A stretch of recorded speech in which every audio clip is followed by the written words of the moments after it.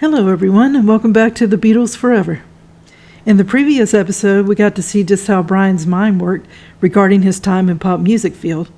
He encountered things that were not known how to handle in the 1960s. He was a pioneer and led the way for rock managers and their success in the 1970s, 80s, and beyond. And then we got to the merchandising escapade, or fiasco, whatever adjective sounds better. It was an emotionally draining time for Brian because his weaknesses were brought to light. So let's see what's going on now. A few months before Brian died, he was in an interview on an American radio, and he said, "One of the biggest hang-ups I ever had was to categorize people. And one of the things that the Beatles taught me is not to. They do not categorize people, things, or music." At this time, it was rumored that the Beatles were going to split up, and Brian said that neither he nor the group could comprehend how or why this should be said. Brian said he was personally hurt by it. Their new singles, Strawberry Fields Forever and Penny Lane, Brian stated, would show their unity and the new musical horizons. They were working on a new album, and that would prove more than a thing or two. "I don't like to be particularly swanky about it." Brian said about Sgt. Pepper LP, "The Beatles were recording as he spoke, but it's going to be great." Brian said they were really working every single night in the studio. "There's no reason why they shouldn't appear in public again, but I don't think it will be in the concept we've known previously. How creatively satisfactory for them are those tours except in terms of finance? And they don't think too much about that. They leave that to me, but I don't think you could get any one of them to, or me, to categorically state that they would never appear in public again." Epstein had always defended the Beatles, and now that they were changing in their career, he was still their ambassador. He tried to hide how disappointed he was that the Beatles decided not to tour. Those close to him felt that he was nervous about it. One aide said that the Beatles taking control of themselves after 1966 was Brian's biggest fear.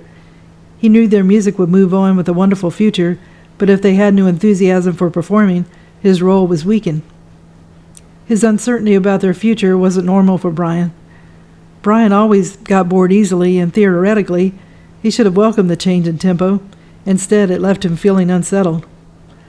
Brian was always the Beatles' best friend, salesman, and their #1 fan, whatever flack came from the outside world. That had been his hallmark.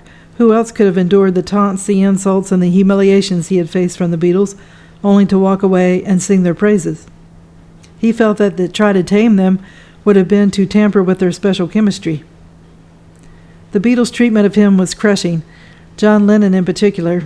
He found Brian an easy target because of vulnerabilities. John liked to exploit minorities, and Brian being a Jewish person and gay, he was open to attack. At a Dublin airport, a reporter asked John where Brian was, and John said in America, sorting himself out, a new rhythm and Jews group. One night when John answered the door for Brian at his flat, there was a male friend who knocked, and John asked, "Have you come to blackmail him?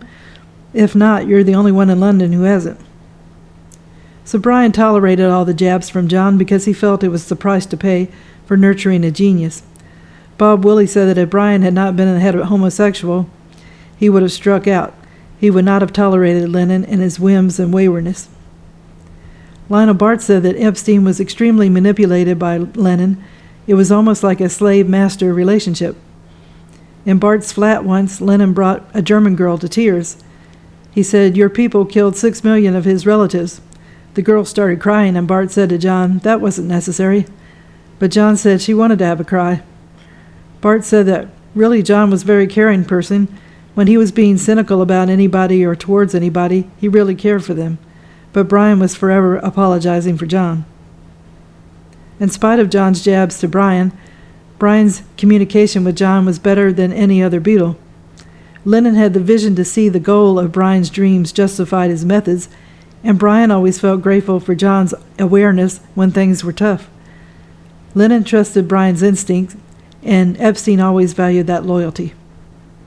Nat Weiss said that Brian genuinely loved John Lennon. I think John's attraction to Brian really motivated him towards getting involved with the Beatles. Lennon's image, his caustic wit, his attitude, and his mentality is what attracted Brian. Nat said, "I know Brian found him attractive." Nat also said that it was more than a sexual attraction. It was a sort of love which he felt. I don't think this manifested itself in any sexual way. In Cincinnati in 1967, Brian told me he was going to redo A Cellar Full of Noise and told me of the time he spent in Spain with John.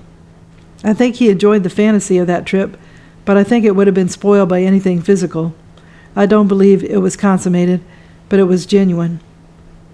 In a Cleveland hotel after a concert in 1966, Brian and Nat sat up all night, and Brian told Nat about each Beatle and how he saw them. Nat said it sounded like he was on top of every one of their personalities. He had a great insight into all of them. Brian said that his relationship with Paul, who had been the most combative right from their earliest association, was then improving. Brian related more to McCartney's music than to John's, which was a little more personal. Brian's harshest words were reserved for George, Weiss said. He felt he was okay, but not that talented, and he was being too pushy when he did the sitar thing. I wish George would stop making such a big issue of the sitar and just use it instead of getting it out of context, said Brian. As Weiss, Brian thought George was demanding too much for contributing so little. Also, George was a bit too paranoid, wanting to know how much his Nim's getting. And Brian said, I know George really loves me, so it's all right. You have to understand him. But what he was really saying is that he's sort of a pain in the arse, pushing everything all the time, and George was always a paranoid person, always worried about who's ripping him off, and maybe he had good reason to. I personally liked George. George made Brian's job of policing the Beatles difficult. When George was visiting Los Angeles in 1967, staying in a rented house which Nat Weiss arranged on Blue Jay Way, Epstein was concerned and phoned Nat. Harrison was the Beatle who always talked about the benefits of marijuana, and Brian worried about the backlash and aggravation. Brian said to Nat, now remember, when he lands, make sure he does not say anything. Weiss met the Beatles at the airport, and Nat told George, because the press was there, not to say anything. And someone asked him about marijuana, and George said, oh, it's the same as drinking Seagram's. Brian was furious. Brian considered that Harrison's reputation as the money Beatle was fair, as he asked more questions than the others about their earnings. Ringo, meanwhile, posed no problem as to pass the foil for the other three. Ringo is a lovely boy, said Brian. One of the great assets of Ringo is that even though he's the least talented, he's not uptight about it. The press often asked Brian who his favorite Beatle was. Brian would be diplomatic and say, the last one I was with. As an entity, the Beatles were indivisible, and Brian knew it more than anyone. Tony Barrow said that Brian put a screen around himself because of his situation, and it made him overprotective of other people. He felt that if people found out about him, it would be his downfall, and he saw it the downfall of his artist. In 1966, when the Beatles were entering a new phase as serious studio musicians, rather than publicity-seeking pop stars, and increasingly making their own daily decisions and diary engagements, the Beatles would do no more formal photo sessions during that year. But this caused problems for Sean O'Mahony, whose job was to mirror the group's ever-changing appearance. Epstein had not involved himself to the Beatles Monthly editorial content. He was far too busy to monitor the detailed coverage offered by the magazine. It generated publicity. It was a useful platform to the fans, and it gave him a healthy profit. He settled for a check and the monthly sales reports. O'Mahony had behaved honorably, but he failed to penetrate the enormous American market with the magazine. A publisher there had told him pre-1964 that the Beatles would never make it in the United States, and when they did, the American publishing monopoly saw to it that Mahoney didn't get a foothold to challenge their own Beatle glossies. O'Mahony did, however, send pictures of the Beatles to America's powerful 16 magazine, fulfilling an Epstein need for publicity. The Beatles' decision to change tempo away from fan appeal might have stopped some businessmen, but O'Mahony pressed on and was determined to protect his investment. When the Beatles grew mustaches and he didn't have new pictures, he decided to ride out the problem. His retouch artists had often removed the spots from their faces and bags from under their eyes, so the fans' images of their heroes would be unblemished by reality. They became the sort of pictures Brian wanted to see. Then O'Mahony saw creativity and drawing mustaches on their faces in photos already in stock.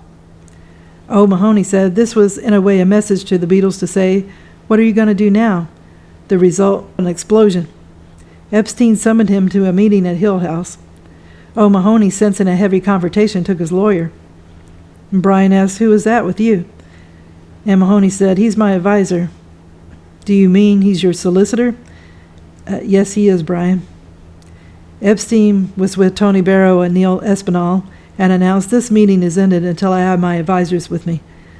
A week later, they got back together. Brian had his lawyer, Brian Jacobs. And Brian had bad news for O'Mahony. The Beatles were no longer happy with what he was doing, and he should cease publication very shortly.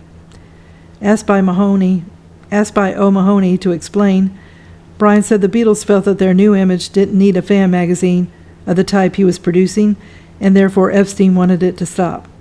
"They feel you don't tell the truth. You're not reporting them as they are." O'Mahony exploded with anger. "The truth? What do you mean? Do you mean, for example, when we were in Blackpool and John Lennon flinging open the window of the dressing room and shouting to the fans below, 'F off and buy more records'? Was that the level of revelation Epstein and the Beatles expected from their authorized mouthpiece? Should the Beatles be reported as they really were, or were there no-go areas?" So there was a deathly hush. Epstein and Jacobs looked at each other. This was not going to be a walkover. The lawyer began the process of conciliation. If Mr. Mahoney would agree to editorial changes, O'Mahony said he would be delighted if the Beatles were willing to give interviews and photographs to accommodate their new attitudes, and he would publish up-to-date information. Tony Barrow, who was always a great buffer, told Brian the Beatles Monthly did an excellent job as a means of communication between the Beatles, NIMS, and their fans. Otherwise, they would just have to rely upon people like Ray Coleman at the Melody Maker. So I found that part funny because Ray Coleman, he's the author of the book we're going through right now, and I bet he got a chuckle out of it too. And then the meeting ended amicably with a tactical victory by Sean O'Mahony against an attempt by Epstein to bulldoze the magazine out of existence. In an asterisk, the book stated the Beatles Monthly book was still successfully published by Sean O'Mahony in the same format. Doing The Man Who Made the Beatles was first published in 1989. So I don't know if they're still publishing that monthly, but as of that date, they still were. Any attempt to present the Beatles as immature pop stars would have been laughable. They had smoked marijuana for 2 years. A large part of their attraction was their outspokenness. Brian gave scant recognition to the Brian Epstein fan club formed in America. It received his cursory endorsement, but he didn't want to pursue it and was not interested in that path for himself. Brian seemed a little embarrassed by that. So I'm going to end the video here. I enjoyed learning how Brian told Nat his views of the Beatles and their personalities, and we got an insider's view of them. Brian put up with a lot from John Lennon, but he felt like John was a genius, and he wasn't going to mess with him. I was surprised that Brian was getting along with Paul at that time, and that he liked his music the most. John's music was too personal for him. Brian loved John and had a fantasy image of him, so getting physical with him would have broken the spell of how he perceived him. George, he felt, was pushy and always wanting to know about money the group was making, and he would ask the most questions. Brian thought that Ringo was a lovely boy, and he thought that he was the least talented of the group, but Ringo didn't have a problem with it. And then we saw how the publisher of the Beatles Monthly had to fight to get his magazine to stay alive, and he got Brian to agree the Beatles would be accessible for photos and interviews to showcase their new attitudes on what was going on in their careers and lives. So as I mentioned before, I created a list of merchandise from Amazon that I thought you might be interested in, and if you click on the link, it takes you to the Amazon page. And if you purchase anything, I get a small commission that is of no extra cost to you. But more importantly, I want to wish everyone a good day, and tune in again soon for another episode of the Beatles Forever. Thank you. Bye.